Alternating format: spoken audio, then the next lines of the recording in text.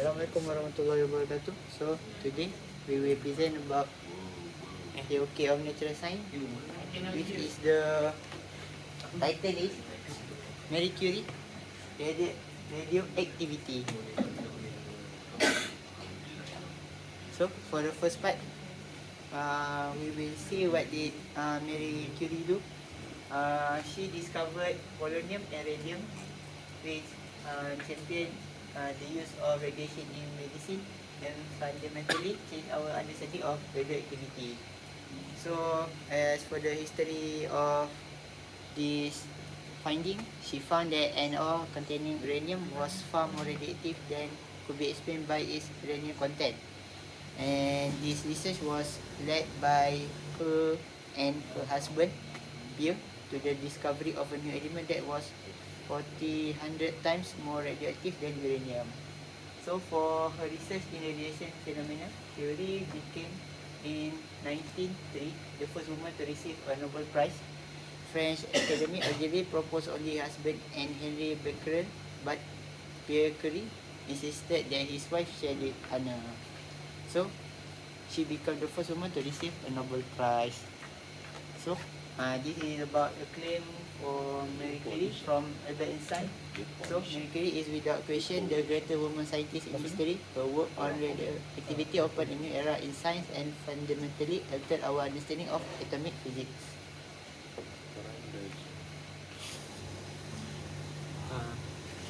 Next, the okay discussion question that can be extracted from the claim just now. Yeah, before that, baca balik the claim. Oh no, you Oh, touched no. the wire. Oh my god. Oh my God.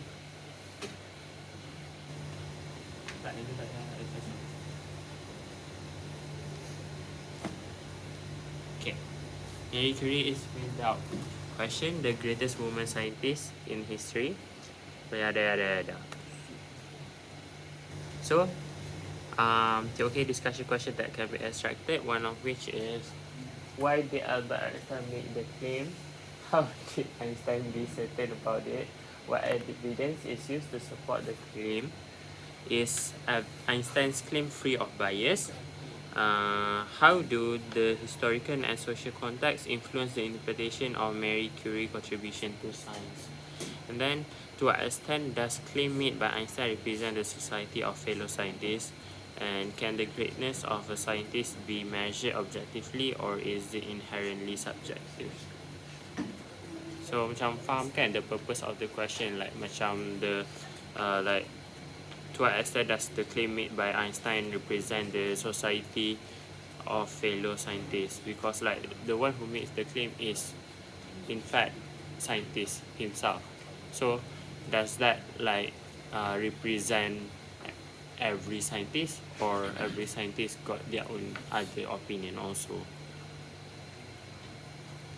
Or is Einstein claims free of bias? Because like I said, he is a scientist also. So like macam like sometimes different society group, community, or macam like other than scientists, they both have they all have different opinion towards Marie Curie's contribution towards chemistry. So next, the okay core concept that can be extracted from the questions just now, which are social context, certainty, evidence, bias, community, reliability, interpretation, and lastly objectivity and subjectivity. So now, the knowledge question that we come up with is, to what extent does historical context and societal bias influence the perception of a scientist's greatness, considering the impact of their scientific contribution? So, what does this KQ want to raise? Because we recognize that greatness is not purely objective. It's influenced by subjective and interpretation. For example, in this case, historical context and also societal bias. Because during that time, it is around World War I, and Marie Curie invention play a big role for the wounded soldier in the battlefield. Because due to the discovery of the radioactive metal, they can create X-ray. which they can use the X-ray to look where the bullet inside the body, and doctor can perform the surgery more accurately. So maybe these things contribute to the greatness of Marie Curie. That's why Einstein called her the greatest woman scientist ever. And we need to take account into the fact about the societal bias, because during World War One, it is the time when women power start to emerge lah. Because before World War One, human are considered just like below men. But in World War One, when men go to war, in the country there is only women left. So women are the one who work at factory, are the one who work at newspaper, and they are everywhere in the sector. So they want, maybe they want to uphold Mary as the great scientist, to actually empower the woman in that era, to give some inspiration lah, that women can be the same as men. So what we want to explore is how the historical era in which the scientists live shapes their recognition and legacy. And also we want to explore and analyze how bias are related to gender. And we want to question, do societal bias influence our perception of scientists' work?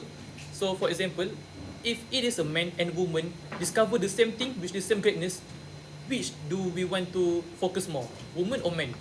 So society will say women lah, because they are different. It's kind of like a woke agenda by the Western right now. So we want to question, how do we weigh the significance of scientific contribution? Does it need to be related to war? Does it need to be related to the peace of the world, or something like that lah? So we're going to go to the unpacking the KQ. So in understanding the KQ, we must first unpack some of the keywords that we can get from the knowledge question. So in this KQ, some of the important keywords that we can identify in the question is there are four, which are historical context, societal bias, greatness, and scientific contribution. In understanding these keywords, we can truly understand how this knowledge question can help us to understand the influence the perception plays in us making the record of history. Now, historical context refers to the setting or backdrop of an event, idea, or subject in history, and it can include the attitudes, moods, and conditions that existed at the time. Basically, how the condition and the state at the time, whether it be like in this situation, how people see women, the role that they play in society, and how science differs over time between the two genders. And societal bias, discrimination for or against a person or group, people's perception on the specific group or person, in this case, gender. Greatness, the quality or state of being important, notable, or distinguished. Something being great means that it brings an importance to the society or to humanity. And scientific contribution, referring to a new way of thinking or relating to the world that builds on or challenges existing knowledge. It brings a new perspective on the world of science, and the effect that it brings can bring benefits to our world. Now, So now we're moving on to step 3, I think. So these are questions based on the keywords that we had just now. So we're starting with historical context and also societal bias. So the first one is pretty simple. What influences historical context? So this can be the events that happened at the time, and these can be events that happen in the scientific field or events that happen outside of it. Like for example, what Taki said earlier, where there was World War I, that's a historical event. So how do these events shape the perception of her greatness? Okay, so next one is how does historical context and societal bias interplay? So we had just now we had our historical context. We had the World War I happening, and we also have societal bias at the same time. So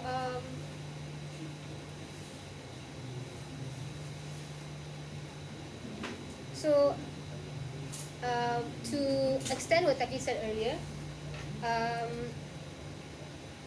when men went to war, there were less men in the field, and at that time they still needed people to pioneer the scientific field. So of course, then women would be the only ones available to continue doing the research. But we also have to consider that societal bias still is there, because why weren't women considered before that? Why are they the second choice after men went, right? Okay. So how does this interplay with the influence of how does this interplay influence the perception towards the field of science and subsequently scientists? So this is basically connecting the second one with our scientist here, which is Marie Curie, and also the field of science, which is radiation. At that time, it was really needed because of the medical requirements of looking through the body and seeing the multiple injuries that soldiers face. Okay, so next one is.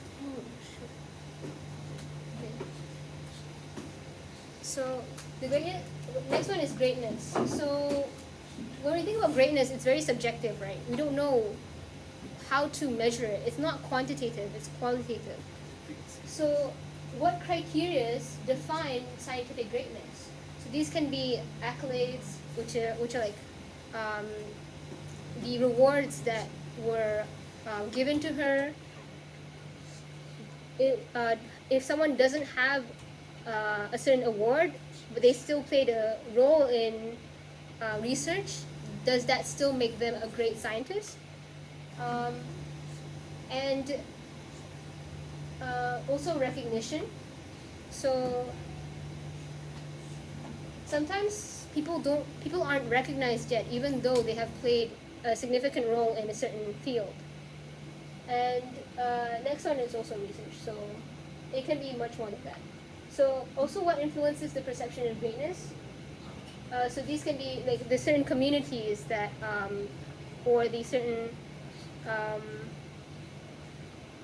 things that influence the perception of greatness. So these can be the general public, how the general public views her her contributions, her peers, also media representation at a time, and also I'd like to add contemporaries. So contemporaries mean people who follow in her place. So these are scientists in the future. Okay. And also, to what extent do certain communities influence this perception based on caste systems at the time? So caste systems are basically like hierarchies in the scientific field. You'd have maybe people who are professors, people who are maybe research assistants. So if someone says, like for example, a notable professor says that she is, like Einstein, he said that she is the greatest woman scientist at the time. So maybe this would have more of an effect than someone who is of a lower hierarchy. And next is scientific contributions. So these are the questions. What determines the value of a scientific contribution? Are certain scientific contributions more important than others? So I think relating back to Marie Curie, her contribution was very important in the field of radiology, which was needed at the time. But what if she made a contribution that wasn't needed at that time, but was needed later? Would she still be regarded the same, right? Okay.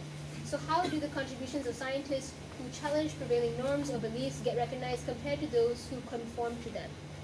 So at the time, although women were needed, they still had bias towards them. They still didn't believe that she could advance as an individual. And this is because a lot of her contributions were related to her husband, Pierre. So they would always, when they worked together, Pierre and Marie Curie, um, they would not see her as an individual but relate it to her husband. Oh, like her husband helped her with this. Oh, it's her husband contribution too. So, so as a woman, she challenged the beliefs at the time who a lot of the time a lot of people didn't believe that women could excel in science. And so when she challenged this, how does that influence her perception?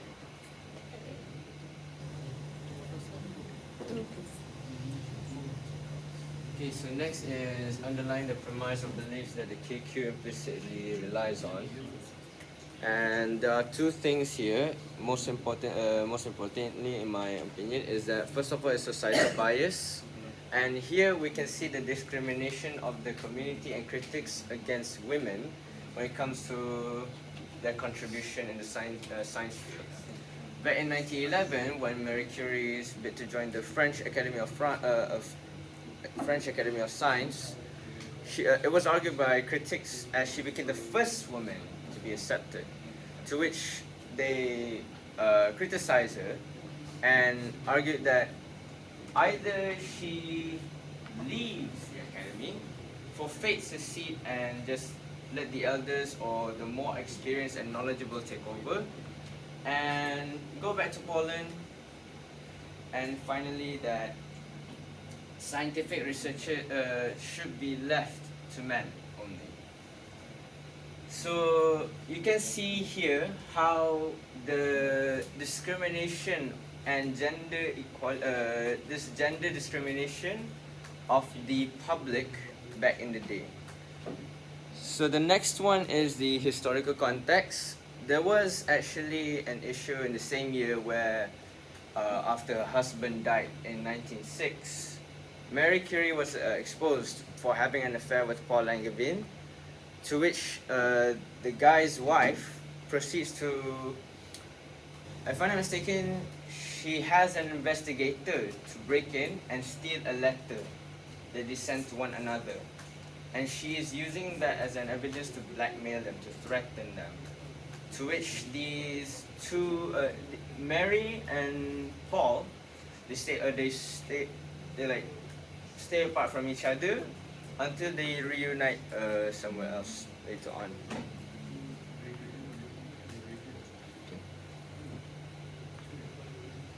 That's all from us. Thank you, teacher.